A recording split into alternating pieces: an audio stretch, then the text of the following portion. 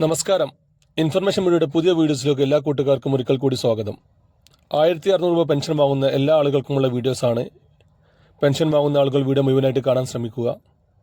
അതിനുമുമ്പായി information മീഡിയയുടെ videos നിങ്ങൾ ആദ്യമായിട്ടാണ് കാണുന്നതെങ്കിൽ ചാനൽ സബ്സ്ക്രൈബ് ചെയ്യുക. ഒരു തരത്തിലുള്ള മത രാഷ്ട്രീയ കാര്യങ്ങൾ നമ്മുടെ ചാനൽ വരുന്നതില്ല. ഗവൺമെൻറ് ലഭിക്കുന്ന സേവനങ്ങൾ, ആനുകൂല്യങ്ങൾ, അറിയിപ്പുകൾ എന്നിവയെക്കുറിച്ച് മാത്രമായിരിക്കും വീഡിയോസ് വരുന്നത്. ശ്രദ്ധിക്കുക, ഗവൺമെൻറ് സേവനങ്ങൾ എപ്പോൾ വേണമെങ്കിലും പുതിയ മാറ്റങ്ങൾ വരാം. അതുകൊണ്ട് തന്നെ ഏറ്റവും പുതിയ വീഡിയോസ് ലഭിക്കാൻ ചാനൽ സബ്സ്ക്രൈബ് ചെയ്ത് തൊട്ടടുത്തുള്ള ബെല്ലൈക്കൻ കൂടി ക്ലിക്ക് ചെയ്യുക. ഫേസ്ബുക്കിലാണ് വീഡിയോ കാണുന്നതെങ്കിൽ ചാനൽ ഫോളോ ചെയ്യാനും മറക്കരുത്. 1600 രൂപ പെൻഷൻ വാങ്ങുന്ന പല ആളുകളും അനധികൃതമായിട്ടാണ് പെൻഷൻ വാങ്ങുന്നതെന്നാണ് ഇപ്പോൾ സർക്കാരിന് അറിയാൻ സാധിച്ചത്.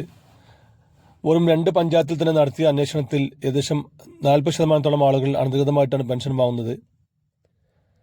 പഞ്ചായത്തിലെ രാഷ്ട്രീയ നേതാക്കളും വാർഡ് മെമ്പർമാരുടെയും നിരന്തരമായ സമ്മർദ്ദം മൂലമാണ് അവർക്കെല്ലാം പെൻഷൻ ലഭിക്കുന്നത്.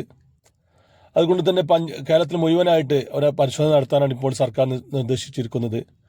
ഓരോ പഞ്ചായത്തിലെ ഓരോ വാർഡിലെയും ആളുകളെ നേരിട്ട് കണ്ട് അവരുടെ സാമ്പത്തിക സ്ഥിതി അന്വേഷിച്ച് റിപ്പോർട്ട് നൽകാനാണ് ഇപ്പോൾ സർക്കാർ ശ്രമിക്കുന്നത്. വലിയൊരു ഓഡിറ്റ് തന്നെ ഇതിൻ്റെ മേൽ നടക്കപ്പെടും. ഏകദേശം 10 ലക്ഷത്തോളം ആളുകൾക്ക് ഇത് ബാധിക്കുന്നതാണ് ഇപ്പോൾ ഈ ഒരു നിർദ്ദേശം.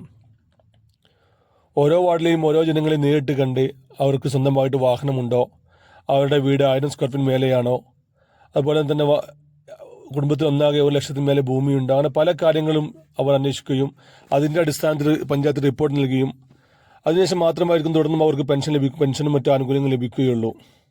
നമ്മളിപ്പോൾ ശ്രദ്ധിക്കേണ്ട കാര്യങ്ങൾ, നമ്മൾ 1000 സ്ക്വയർ ഫീറ്റ് താഴത്താണ് വീട് താമസിക്കുന്നതെങ്കിൽ അത് അവരോട് കൃത്യമായി പറയുക. അവർക്ക് സംശയമുണ്ടെങ്കിൽ പഞ്ചായത്തിൽ നിന്നും നമ്മുടെ വീടിൻ്റെ സ്ക്വയർ ഫീറ്റിന് അളവ് ലഭിക്കും, അത് അവർക്ക് നൽകുക.